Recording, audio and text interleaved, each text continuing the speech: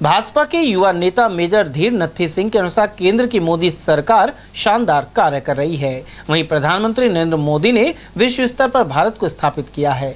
इसके अलावा केंद्र द्वारा भेजा हुआ पैसा सीधा जनता तक पहुंच रहा है, जबकि यूपीए सरकार के दौरान प्रधानमंत्री मौन रहते थे और रिमोट कंट्रोल से चलते थे, साथ ही भ्रष्टाचार व्याप्त था। मेजर सिंह ने कहा कि प्रधानमंत्री मोदी को तीसरे कार्यकाल के लिए जनता स्पष्ट बहुमत देगी।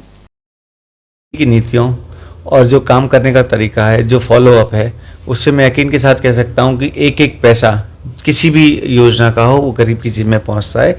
बीच में उसमें कोई कमीशन खोरी, कोई दलाली कुछ नहीं होती।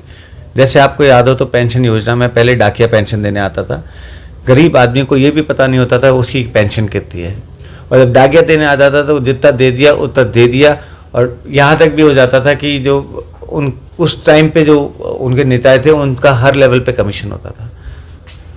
चलो, अब सर जब पहले मनमोहन सिंह की यूपीए सरकार थी, अब एनडीए सरकार है मोदी सरकार की, तो इन दोनों सरकारों में क्या अंतर आपको महसूस होता है कि जनता ने यूपीए को हटा के मोदी सरकार को लाए हैं, तो कुछ तो विशेष इनमें अंतर रहा होगा?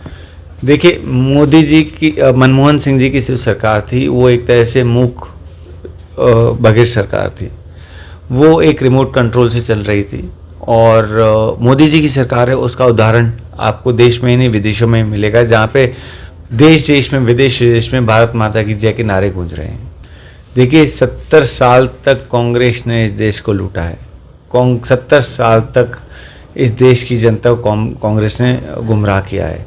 70 साल तक माइनॉरिटी के नाम पे कांग्रेस ने एक पर्टिकुलर समाज को लाभ पहुंचाए हैं और उनकी वोट बैंक की राजनीति की है।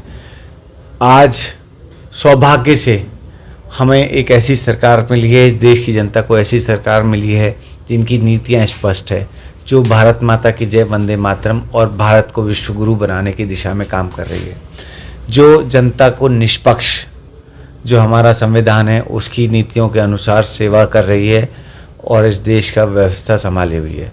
मुझे पूरा यकीन है कि अगले 5 साल ही नहीं, अगले 50 साल तक ना तो भारतीय जनता पार्टी की नीतियां बदलेंगी और ना ही जनता में उसके प्रति विश्वास बदलेगा और ये सरकार बदलेगी।